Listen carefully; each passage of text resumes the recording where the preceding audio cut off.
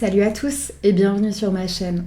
Aujourd'hui, on se retrouve pour un petit face cam et aujourd'hui, comme vous l'avez vu dans le titre, on va parler de mon année 2024, de ce que j'en ai pensé, de ce que je m'en souviens et de ce que je me souhaite pour l'année 2025. C'est une vidéo que j'aime bien faire à chaque fin d'année, bien entendu, parce que ça me permet de faire un petit point avec moi-même et de vous parler un petit peu plus à cœur ouvert. L'année 2024, elle a commencé, on a fêté ça le jour de l'an avec des amis de mon chéri, qui sont devenus mes amis et avec qui on a passé un super moment. C'était super cool, ça faisait très longtemps qu'on s'était pas autant amusé, ça a fait beaucoup de bien. L'année 2024, je vais pas vous mentir, on va être franc. On va être totalement franc et transparent durant cette vidéo. L'année 2024, elle a commencé, j'étais très mal psychologiquement. Psychologiquement, mentalement, je me reconnaissais plus. J'étais au fond du trou. J'arrivais plus à voir le positif. Je pense que je me suis pas fait diag, donc j'ai du mal à poser des mots dessus. J'aime pas m'auto-diagnostiquer, c'est pas quelque chose que j'aime faire. Mais vraiment, je trouvais plus aucun plaisir à mon boulot. Je voulais juste que ça se finisse d'une façon ou d'une autre. Il y avait trop de choses. Il y avait trop de choses à gérer différentes, familiales, j'avais trop de problèmes, il y avait trop de choses différentes. Vraiment, faut que vous compreniez que l'année 2024, elle a été ultra dure psychologiquement pour moi au niveau des relations surtout. Au niveau familial, l'année 2024, c'était une catastrophe comment ça a commencé et ça a continué tout le long de l'année.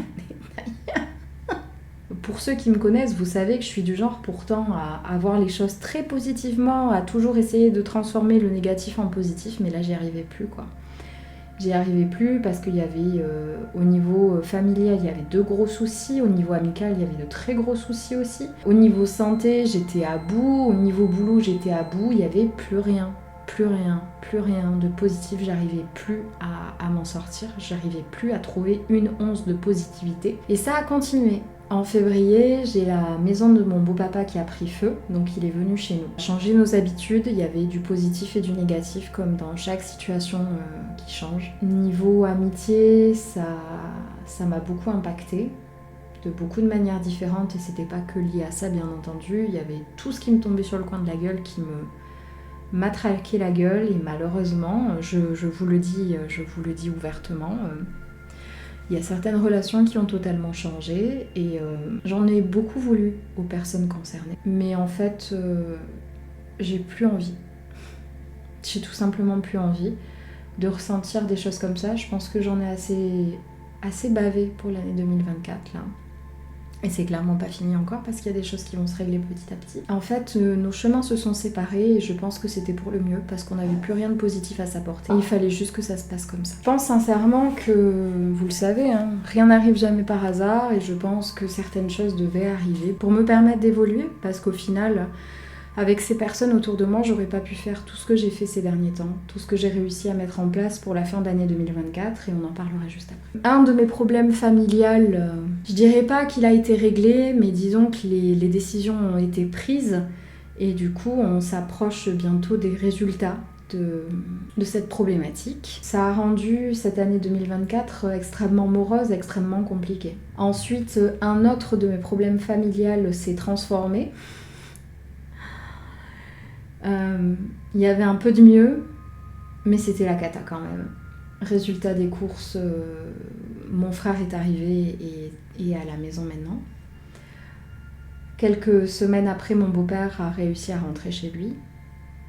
Donc ça a de nouveau changé nos habitudes, mais ça va le faire, on s'en sort bien, je suis très fière de nous pour ça. Au niveau de ma santé, ça a été très compliqué du coup, parce que vous le savez peut-être, mais l'endométriose c'est très lié aux hormones, etc.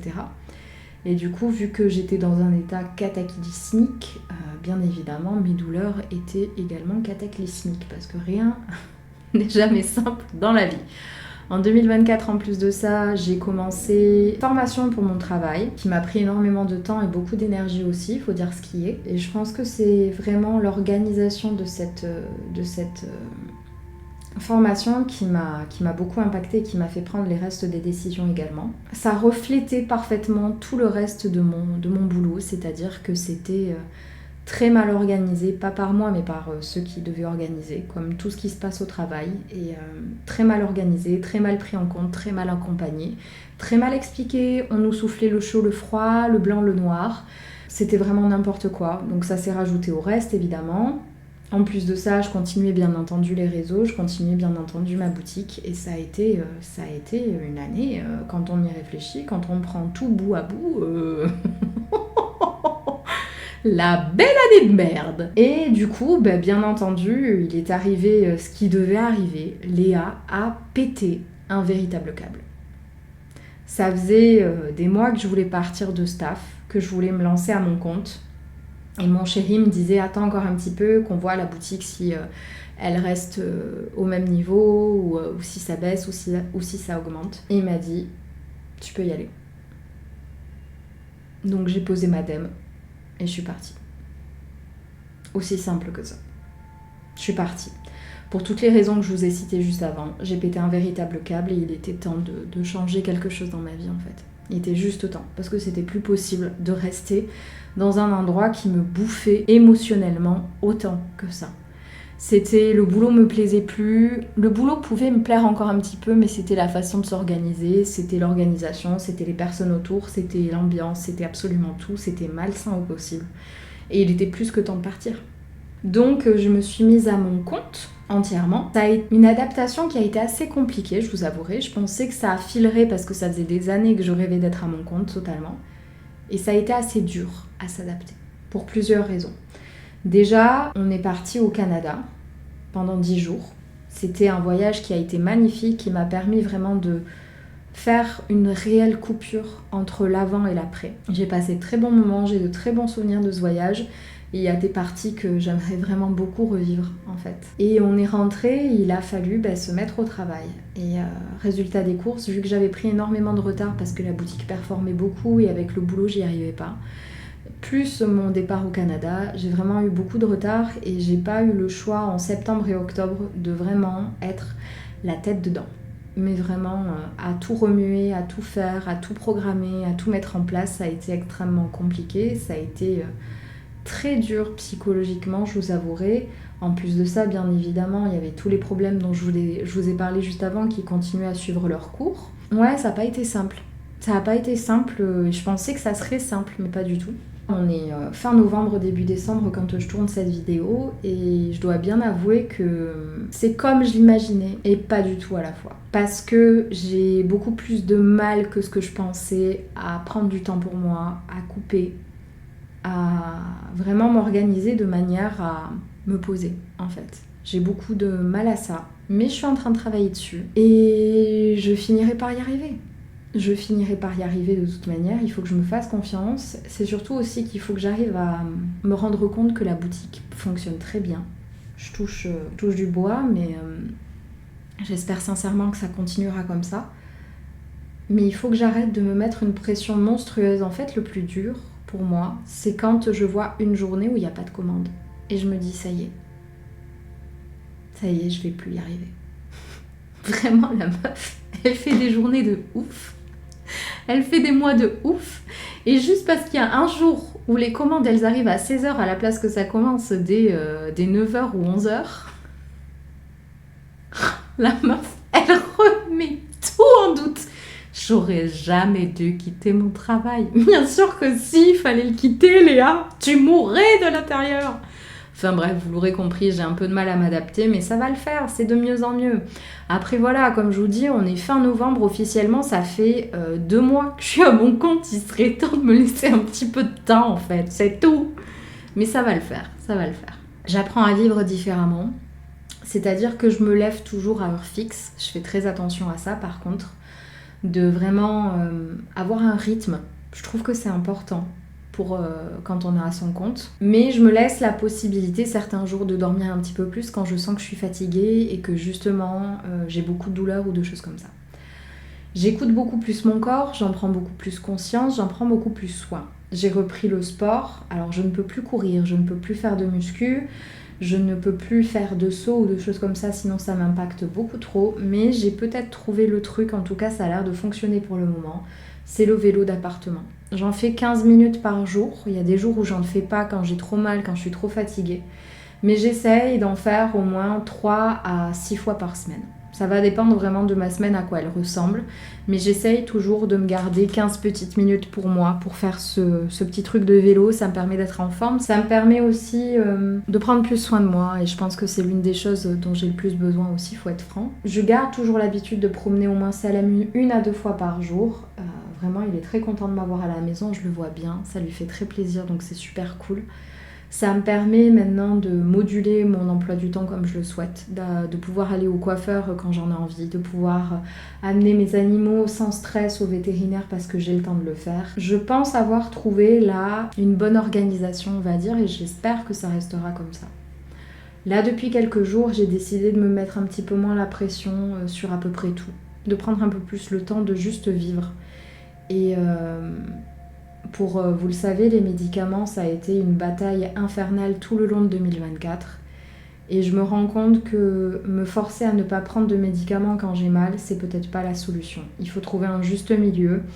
Et vous voyez, hier, j'ai eu mal dès le matin. J'ai pris un médicament dès le matin et ça m'a permis d'avoir une journée un petit peu plus stable, on va dire. Là, aujourd'hui, il est 11h15 quand je tourne. J'en ai pas encore pris. J'ai un petit peu mal, mais c'est supportable, donc je reste comme ça. Il faut juste que j'arrive à me dire qu'il faut aussi que je donne la possibilité à mon corps de ne pas être tout le temps fatigué et de pas tout le temps se battre.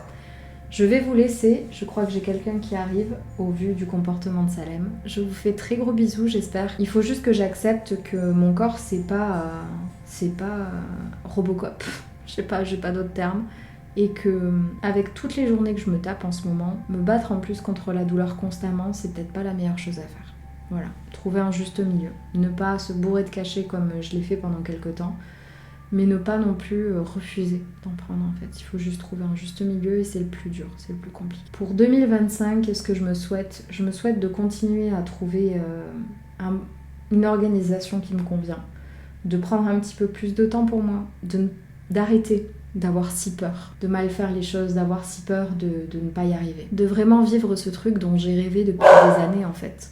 C'est tout simplement ça que je me souhaite.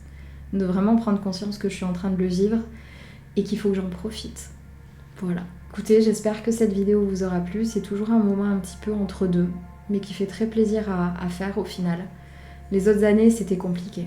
C'était très compliqué parce que je voyais pas où on voulait m'amener et maintenant je vois et j'en suis très heureuse. L'année 2025, elle risque d'être un petit peu encore chamboulée parce qu'il y a pas mal de choses qu'on attend qui vont rentrer en compte plus tard. Mais 2025, c'est aussi le Hellfest qu'on va enfin réussir à faire. Ça, j'en suis très heureuse aussi. Voilà, c'est tout ce que j'avais à vous dire. Je vous souhaite une merveilleuse année 2025. Je vous souhaite la meilleure année possible pour vous. Que vous puissiez réaliser tout ce que vous souhaitez, que vous ayez le courage de sortir de cette zone de confort qui nous enferme tous pour aller chercher ce dont vous rêvez. Je vous souhaite le bonheur, je vous souhaite l'amour, je vous souhaite la santé, je vous souhaite l'argent, je vous souhaite la joie. Je vous souhaite tout ce que vous pourriez avoir besoin pour être heureux. Et je vous souhaite de bien profiter de cette année 2025. Je vous embrasse, n'hésitez pas à aimer la vidéo si vous l'avez aimée. Dites-moi en commentaire ce que vous en avez pensé. Et moi je vous dis à très vite dans une prochaine vidéo. Salut!